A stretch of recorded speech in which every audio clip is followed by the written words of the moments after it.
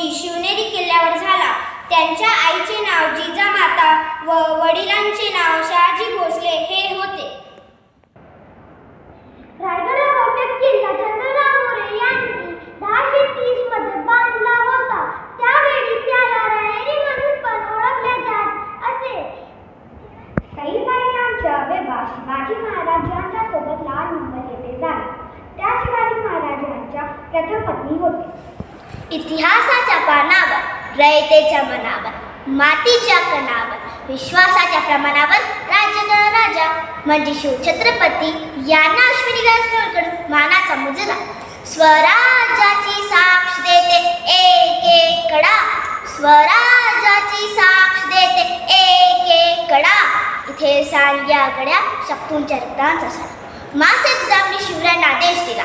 शिवबा घोड्यावर बसा, हातात तलवार घेऊन शत्रूचे निबत्य करा. ही जिजाऊ तुमच्या पाठीशी खंबीरपणे उभी आहे. आया बहिणींचे इतरीची रत्करे वेशीवर टांगले असताना घरात घुसण्याची किंचन ऐकणे हे मराठाच्या पुत्रा शोभणारे कृत्य नाही. हे ऐकून त्यांचे रक्त सळसळे रक्त कळले आणि कळले रक्त हिंदवी स्वराज्य प्राप्त शांत झाले. आज त्यांचे धाड सांगायचे, त्यांची विलक्षण बुद्धिमत्ता आठवायची, इतिहासातून ज्ञान प्राप्त करायचं. एक प्रसिद्ध इतिहासकार म्हणतो, शिवाजी महाराज धार्मिक होते पण धर्मगोडे नव्हते. शिवाजी महाराज कठोर होते पण क्रूर नव्हते. शिवाजी महाराज श्रद्धाळू होते पण अंधश्रद्धाळू नव्हते. हे नेहमी त्यांना आव्हान दिलं आहे. शिवाजी महाराज म्हणतात, मी शत्रूशी शत्रू म्हणून लागलो, मित्राला दगा दाखवा. शिवाजी महाराज कुणाचे मित्रत्व करून व कुणाचे पाठीत खंजीर खुपसले नाही. शिवाजी महाराज आपल्या आयुष्यभर आपल्या प्राणांपेक्षा व आपल्या जीवापेक्षा आपले प्रिय मावळ जोड ठेवले आणि त्यांना टिकून ठेवले. हातात धरली तलवार छातीत भरला पोलाद. अहो, हातात धरली तलवार छातीत भरला पोलाद. धन्य धन्य हा महाराष्ट्र, धन्य धन्य आमचे महाराज. एकदा महाराज कुतुबशाच्या भेटीला गोवळकोंड्याला गेले होते. तिथे त्यांनी आपल्या राज्य दाखवायची आपली सुरुवात केली. महाराज, ही बघा आमची शस्त्रशाळा. इथे वेगवेगळ्या प्रकारचे शस्त्र आहेत. महाराज, ही बघा आमची घोडशाळा. इथे वेगवेगळ्या प्रकारचे घोडे आहेत. महाराज, ही बघा आमची हत्तीशाळा. इथे वेगवेगळ्या प्रकारचे मदमस्त कर्नाटकी हत्ती आहे. महाराज आश्चर्य झाले. त्यांच्या चेहऱ्यावरचे आश्चर्य लपू गेले नाही. ते बघून कुतुबशाह विचारले, तुम्ही पण एक महाराज आहे, तुमच्याकडे पण असे हत्ती? माझे नाही कसं म्हणायचे हो. साहेब, दराखडीचा प्रदेश, इथे एवढी जास्त हत्ती कशी टिकणार? तरी पण बघा माझ्याने किती छान उतरते. महाराज म्हणाले, आमच्याकडे हत्ती नाही, हत्तीची ताकदीची माणसं आहे. कुतुबशाह हसाला, असे बघा ती माणसं असतात का? असेल तर दाखवा आणि उतरवा मैदानामध्ये. महाराज मागे वळून बघितले. त्यांच्या मागे तर यशच नावाचे एक मावळ. त्यांनी महाराजांना मुजरा केला आणि उतरला मैदानामध्ये.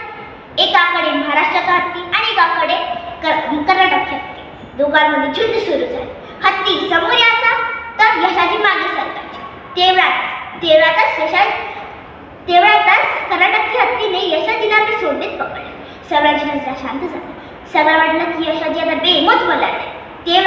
तेवढ्यातच यशाजीने आपली गंभीरची लखलखती तलवार काढून सक्क हत्तीच्या सोंडेवर वार केला.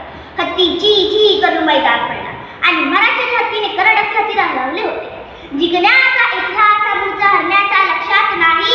जिंकण्याचा इतिहास अमृत हरण्याचा लक्षात नाही.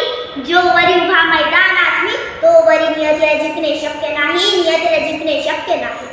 तुम्ही मग स्वतःला मावळ समजत असाल तर शिवाजी महाराजांनी आपल्या सैनिकांना मावळे हा शब्द का निवडला हे प्रत्येक शिवभक्ताला माहिती असणे आवश्यक आहे. तुम्ही शिवजयंती साजरी करता करा. तुम्ही नॅचरल शिवजयंती साजरी करता करा. तुम्ही डीजे लावून शिवजयंती साजरी करता. अरे पण नॅचरल शिवजयंती साजरी केल्यापेक्षा पुस्तके वाचून शिवजयंती साजरी केली ना तरच तुम्हाला शिवाजी महाराज कळेल. आज शिवाजी महाराज पुस्तकात नाही तर मस्तकामध्ये उतरण्याची गरज आहे. आज महाराष्ट्राला शिवाजी महाराजांची गरज आहे. शिवाजी महाराजांच्या विचारांची गरज आहे. खासल्याशिवाय धार नाही तलवारीच्या पाठीला. खासल्याशिवाय धार नाही तलवारीच्या पाठीला. शिवाशिवाय पर्याय नाही या महाराष्ट्राच्या मातीला. या महाराष्ट्राच्या मातीला ओम बोलणारे शांती मिळते. साई बोलणारे मुक्ती मिळते. राम बोलणारे शक्ती मिळते. तर जय शिवराय म्हणाला 100 हत्तीचे बळ मिळते. मला 100 हत्तीचे बळ मिळते. तर चला शिवाजी महाराजांचा जयघोष करूया. आणि हा जयघोष इतक्या जोराने झाला पाहिजे, इतक्या जोराने झाला पाहिजे की